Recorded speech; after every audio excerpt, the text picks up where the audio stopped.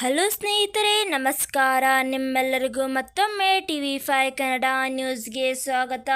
ಸ್ನೇಹಿತರೆ, ನಾವು ನಿಮಗಾಗಿ ಇವತ್ತು ಒಂದು ಒಳ್ಳೆಯ ಭರ್ಜರಿ ಗುಡ್ ನ್ಯೂಸನ್ನು ತಂದಿದ್ದೇವೆ. ಹೌದು ಸ್ನೇಹಿತರೆ, ಕೇಂದ್ರ ಸರ್ಕಾರದಿಂದ ರಾಜ್ಯ ಸರ್ಕಾರಕ್ಕೆ ಪರಿಹಾರ ರಿಲೀಸ್. ಹೌದು ಫ್ರೆಂಡ್ಸ್, ಸಂಪೂರ್ಣ ಮಾಹಿತಿಗೆ ಮುನ್ನ ನೀವು ಇನ್ನೂ ಆದರೂ ನಮ್ಮ ಚಾನಲನ್ನು ಸಬ್ಸ್ಕ್ರೈಬ್ ಮಾಡಿಲ್ಲ ಅಂದರೆ ಈ ಕೂಡಲೇ ಸಬ್ಸ್ಕ್ರೈಬ್ ಮಾಡಿ. ಹಾಗಾದರೆ ಬನ್ನಿ ಫ್ರೆಂಡ್ಸ್, ಆ ಒಂದು ಮಾಹಿತಿ ಏನೆಂದು ತಿಳಿದುಕೊಳ್ಳೋಣ.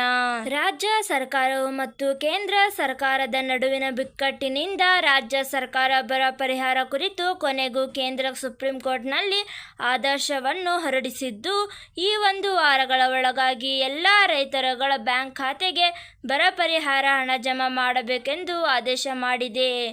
ರಾಜ್ಯ ಸರ್ಕಾರದ ಅಂಕಿ ಅಂಶಗಳ ಆಧಾರದ ಮೇಲೆ ರಾಜ್ಯದ ಎಲ್ಲ ರೈತರಿಗೆ 18,000 ಕೋಟಿ ರೂಪಾಯಿಗಳಷ್ಟು ಬರ ಪರಿಹಾರ ಹಣ ಬರಬೇಕಾಗಿತ್ತು.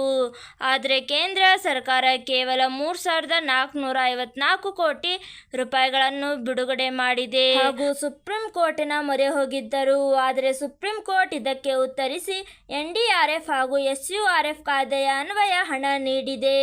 ಸೆಪ್ಟೆಂಬರ್ 13ನೇ ದಿನಾಂಕದಂದು 2023ರಂದು ರಾಜ್ಯದಲ್ಲಿ ಬರಗಾಲ ಉಂಟಾಗಿದ್ದರಿಂದ ತಾಲೂಕು ಬರಪೀಡಿತ ತಾಲೂಕುಗಳು ಎಂದು ಘೋಷಣೆ ಮಾಡಲಾಗಿತ್ತು.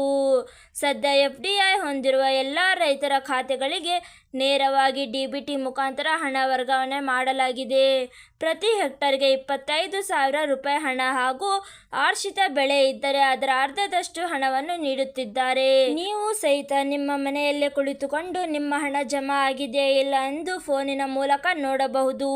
ಇವತ್ತಿಗೆ ಇಷ್ಟೇ ಸ್ನೇಹಿತರೆ. ಈ ಒಂದು ವಿಡಿಯೋ ಇಷ್ಟವಾದಲ್ಲಿ ಲೈಕ್ ಮಾಡಿ ಹಾಗೂ ನಮ್ಮ ಒಂದು ಚಾನಲನ್ನು ಸಬ್ಸ್ಕ್ರೈಬ್ ಮಾಡುವುದನ್ನು ಮರೆಯಬೇಡಿ. ಹಾಗೂ ಈ ಒಂದು ವಿಡಿಯೋನು ನಿಮ್ಮ ಎಲ್ಲ ರೈತ ಬಾಂಧವರೊಡನೆ ಶೇರ್ ಮಾಡುವುದನ್ನು ಮರೆಯಬೇಡಿ. ಹಾಗೂ ಇದೇ ಥರ ಒಂದು ಹೊಸ ವಿಡಿಯೋದಲ್ಲಿ ಸಿಗೋಣ. ಅಲ್ಲಿ ತನಕ ಬಾಯ್.